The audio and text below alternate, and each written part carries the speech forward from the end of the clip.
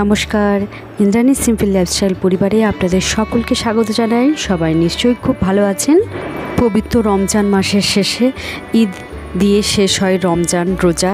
তো সেই ঈদ উপলক্ষে বানাচ্ছি শাহি ফিরনি। তো প্রথমেই কিন্তু আমি প্রভুজির 500 গ্রাম প্যাকেটের একটা ফিরনি প্যাকেট নিয়ে নিয়েছি। আর এখানে নিয়েছি 2 থেকে 3 টেবিল চামচ গাওয়া ঘি। আর এই যে দেখতে এরকম হয়। তো ভীষণ সুন্দর এই রেসিপিটি, বাড়িতে খুব সহজেই কিন্তু বানিয়ে ফেলা যায় শাহি ফিরনি। তো ঘিয়ের ওপর এই ফিরনিগুলো আমি ফেলে দিচ্ছি। তো হালকা আঁচে কিন্তু এগুলোকে আমি ফ্রাই করতে থাকবো। আর যেহেতু ফিরনিগুলো আগে থেকেই ঘিয়ে ভাজায় থাকে, তো হালকা করে আমি একটু জাস্ট রোস্ট করে নেব। খুবই হালকা আঁচে কিন্তু এগুলোকে আমি একটু হালকা করে ভেজে নিচ্ছি। আর এটা পুরোটা ভাজার পর একটা ন্যাচারাল কালার তো আসেই। 2 রকম কালার দিয়ে ফিরনিটি আমি বানাবো। তো এখানে দেখতে পাচ্ছেন আমি ফুড কালার নিয়ে নিয়েছি, এটা ভেজে রেখেছি ন্যাচারাল কালার। আর এদিকে আমি কিন্তু দুধ পর্যাপ্ত পরিমাণে নিয়ে নিয়েছি। এখানে দুধের ঘনত্ব সঠিক ব্যালেন্স করতে পারলে এই শাহি ফিরনিটি কিন্তু খুব ভালো লাগে খেতে। তো এখানে আমি আধ কাপ মতো দুধের মধ্যে এখানে আমি 2 থেকে 3 টেবিল চামচ কাস্টার্ড পাউডার দিয়ে মিশ্রণটিকে খুব ভালোভাবে গুলিয়ে নিচ্ছি, যাতে লামস ফ্রি হয়ে যায়। আর দুধটা একটু হালকা কুসুম গরম থাকলে খুব ভালো হয়, সহজেই কাস্টার্ডটি মিশে পারে।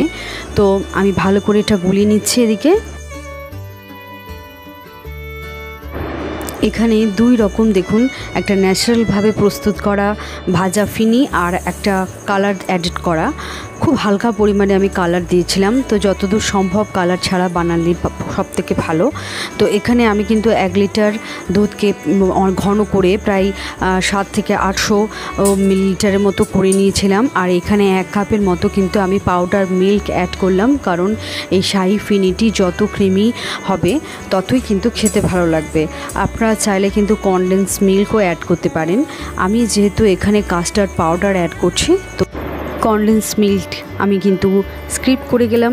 আর হালকা আছে কিন্তু এই কাস্টার্ডটাকে ভালোভাবে খুন্তি দিয়ে চালাতে হবে, যাতে নিচে থেকে দলা বেঁধে না যায়। দেখুন খুব ভালোভাবে কিন্তু আমার কাস্টার্ড মিল্কটি তৈরি হয়ে গেছে। আর এখানে ফ্লেভারের জন্য কিন্তু 4টে এলাচি আমি পাউডার করে দিয়ে দিচ্ছি। তো এবার মেন আমার প্রসেস শুরু হচ্ছে। তো আমি এখানে একটা ট্রান্সপারেন্ট একটা জায়গা নিয়ে নিয়েছি, এখানে 2 ভাগে ভাগ করা ফিরনি। আর দেখুন ফুড কালারের কালারটা আমার হাতে কতটা সুন্দরভাবে এসছে। এখানে হয়তো ক্যামেরার কারণে বুঝতে পারা যাচ্ছে না। এখানেই নিয়ে নিয়েছি ড্রাই নারকেল গ্রেট করা রয়েছে, এখানে রয়েছে কাস্টার্ড মিল্কটি। তো এই পাত্রের মধ্যে আমি লেয়ার সিস্টেমে এই ফিরনিটি বানাবো, যেটা শাহি ফিরনি নামে পরিচিত। খেতেও ভীষণ সুন্দর হয়। তো আমি প্রথমে এই মিল্কটি দিয়ে দিলাম। এর ঘনত্ব চাইলে আপনারা আরও একটু ঠিক করতে পারেন। তো এখানে আমি লেয়ার অনুযায়ী দিচ্ছি, প্রথমে কালার অ্যাডেড ফিরনি, তারপরে নর্মাল। তো 2 ভাগে ভাগ করে নিয়ে কিন্তু আমি সুন্দরভাবে কিন্তু লেয়ার সিস্টেমে আমি ফিরনিটি তৈরি করে নেব। তো লেয়ার সিস্টেমে কিন্তু আমি পুরোটাই কিন্তু তৈরি করে নিয়েছি। তো উপর থেকে আমি ড্রাই গ্রেট করা নারকেল দিয়ে ভালো করে সাজিয়ে নিচ্ছি। আর ওপর থেকে কিছুটা কাস্টার্ড মিল্ক দিয়ে নিলাম। এরপর দেবো ড্রাই ফ্রুটস। তো এখানে ড্রাই ফ্রুটস হিসাবে কিন্তু আমার কাছে কিশমিশ অ্যাভেলেবেল ছিল। তো আপনারা চাইলে বিভিন্ন রকমের ড্রাই ফ্রুটস দিয়ে কিন্তু এই শাহি ফিরনিটি আপনারা তৈরি করে নিতে পারেন। তো এখানে আমি ফিরনিটি দিয়ে দিচ্ছি নর্মাল টেম্পারেচারে ফ্রিজের মধ্যে। ঠান্ডা পরিবেশন করলে কিন্তু খুব ভালো লাগে এই ফিরনিটি খেতে। সবার ভীষণ পছন্দের এই ফিরনিটি খেতে কিন্তু অসাধারণ স্বাদ, সকলের মন জয় করার মতো। আপনারাও বাড়িতে বানিয়ে দেখতে পারেন। তো তার সাথে যেহেতু উৎসবের কোনো শেষ নেই, ঈদ হোক চাহে আমাদের পুজো, তো আমি এখানে বানিয়ে নিচ্ছি বাড়িতে কিছু নিমকি। যেহেতু সামনে পয়লা বৈশাখ আসছে, উপলক্ষ মাত্র বাড়িতে খাওয়া দাওয়াটাই মেন উদ্দেশ্য। তো এখানে দেখতে পাচ্ছেন আমি মোটামুটি 600 গ্রামের মতো এখানে ময়দা নিয়ে নিয়েছি। আর এখানে নিচ্ছি কালো জিরে, একটু পরিমাণ মতো নুন, পরিমাণ মতো চিনি দিয়ে কিন্তু অনেকটা মোটামুটি 1 কাপ মতো ময়ান দিয়ে কিন্তু আমি ভালোভাবে কিন্তু ময়দাটা আস্তে আস্তে জল দিয়ে কিন্তু মাখিয়ে নেব। বাড়িতেই কিন্তু খুব সহজেই মুচমুচে নিমকি বানানোর জন্য সাধারণত কিছু টিপস সেগুলো ফলো করতে হয়। যেমন এই ময়ান দেওয়ার পর অনেকক্ষণ কিন্তু হাত দিয়ে এভাবে নাড়াচাড়া করে যতক্ষণ এই দলা বেঁধে যাচ্ছে দেখতে পাচ্ছেন, ততক্ষণ না পর্যন্ত ময়দাটিকে তেলের সাহায্যে ভালোভাবে মিশিয়ে নিতে হবে। তারপর কিন্তু আস্তে আস্তে জল ঢেলে তারপর ডোটি তৈরি করতে হবে। সময় আর পরিস্থিতির মধ্যে দিয়েই কিন্তু আমি এগুলো শিখেছি। একবারেই কিন্তু আমার মুচমুচে খুব ভালো সকলের প্রশংসা পাওয়ার মতো কিন্তু নিমকি বা কোনো রান্নাবান্নাই আমার সব তৈরি হয়নি। তো তার জন্য অনেকখানি বলতে হয় হোমওয়ার্ক করতে হয়েছে। অনেকবার নষ্ট হওয়ার পর কিন্তু এই জিনিসগুলো পারফেক্ট হয়। তো সেই রকমই আপনাদের সাথে শেয়ার করছি। আর নিমকিটি আমি বানিয়ে ফেলছি পুরো গাওয়া ঘিয়ে। এখানে দেখতে পাচ্ছেন বেশ অনেকটা মতো কিন্তু আমি ঘি ওখানে গলিয়ে নিচ্ছি, কারণ ঘিটা জমে যায়। আর ময়দাটা কিন্তু আমি একটু ভিজে কাপড় দিয়ে কিন্তু অনেকক্ষণ মতো কিন্তু ঢেকে রেখে দিয়েছিলাম। আর এখানে আমি লেচি কেটে নিচ্ছি। তো যেরকম মাপের আপনারা নিমকি বানাবেন ডোগুলো ঠিক সেভাবেই কেটে নেবেন। তো আমি যেহেতু মাঝারি আকারের নিমকি বানাবো, তো দেখতে পাচ্ছেন 3 ভাগে ভাগ করে নিলাম। এরপরও কিন্তু বেশ এখান থেকে মোটামুটি 4 থেকে 5টা নিমকি আমি বানাতে পারবো। তো সামান্য একটু ময়দা ছিটিয়ে এটাকে লম্বা গোল রুটির আকারে আমি এটাকে বেলে নেব।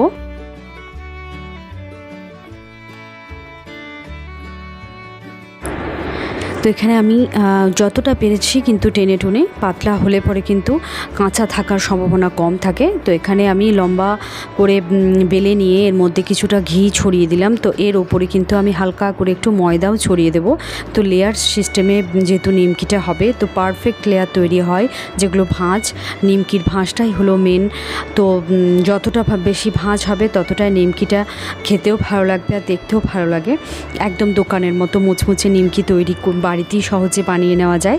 তো আমি এটা রোল করে নিলাম। তো এরপর হলো আসল নিমকির যে ভাঁজটা সেটা। তো আমি এখানে দেখতে পাচ্ছেন যেহেতু বললাম ছোট আকারের বানাবো, তো আপনারা চাইলে কিন্তু মাঝারি আকার বা বড় আকারে বানালে কিন্তু ততটা সাইজের কিন্তু আপনারা লেচিটি কেটে নিতে পারেন। তো একদম ছোট আকারের লেচিগুলি আমার তৈরি হয়েছে। তো এবার আমি বেলে নেব কিছুটা ময়দা দিয়ে, যে দেখতে পাচ্ছেন ওপর থেকে প্রেস করে দিলাম। তো দেখতেই পাচ্ছেন যে ভাঁজগুলো কত সুন্দরভাবে এসছে। তো এরপর মোটামুটি একটা আকারের মতো বেলে নিয়ে তারপর কিন্তু আমি নিমকি শেপ দিয়ে দেবো। তার ওপরেও কিন্তু আমি কিছুটা ঘি আর ময়দা দিয়ে দিলাম যাতে ভাঁজগুলো বেশ সুন্দরভাবে বসে। তো আমি এখানে 3 কোনা নিমকির মতো আকার দিয়ে নিচ্ছি। তো হালকা করে চাপ দিয়ে আমি বিলিয়ে নিচ্ছি। দেখুন নিমকির মতো শেপ হয়ে গেছে। তো এইভাবে কিন্তু সমস্তটা বানিয়ে নিয়ে কিন্তু আমি ডিপ ফ্রাই করে দেবো। আর সাদা তেলও আপনারা বানাতে পারেন। আমি এখানে গাওয়া ঘি বানাচ্ছি। নিমকি কিন্তু গাওয়া ঘি বানালে কিন্তু খেতে আর গন্ধে স্বাদে সবটাই বেশ ভালো হয়।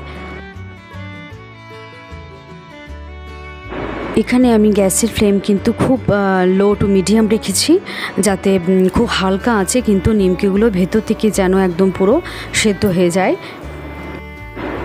বাড়িতে কিন্তু বানিয়ে দেখতে পারেন, খুব ভালো লাগে।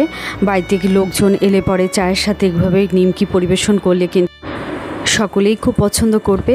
আর তাছাড়াও আনমনে থাকলে পরে দেখবেন একটু টুকটাক খাওয়ার একটু ইচ্ছা হয়, তখনও ভালো লাগে। নিমকি বেলার পর এইভাবে কিন্তু একটু করে প্রেস করে দিলে পরে যেটা ফোলা ভাব সেটা হয় না। তো অনেকেই ফোলা পছন্দ করেন, যেমন আমি। তো আমি 2 ভাবেই বানিয়ে নিলাম। কিছুটা এভাবে শেপ দিয়ে নিলাম। শেপ আসলে নয়, নিমকিটা বেশ ফুললে পরে অনেকটা ভেঙে যাওয়ার সম্ভাবনা থাকে। তো এখানে সমস্ত নিমকি আমার ভাজা হয়ে গেল। পয়লা বৈশাখে কিন্তু আমাদের এই নিমকি একটি আকর্ষণ। তাছাড়া চায়ের সাথেও কিন্তু আমরা সকলেই কিন্তু এই ধরনের নমকিন খেতে পছন্দ করি। তো বাড়িতেই বানিয়ে ফেললাম।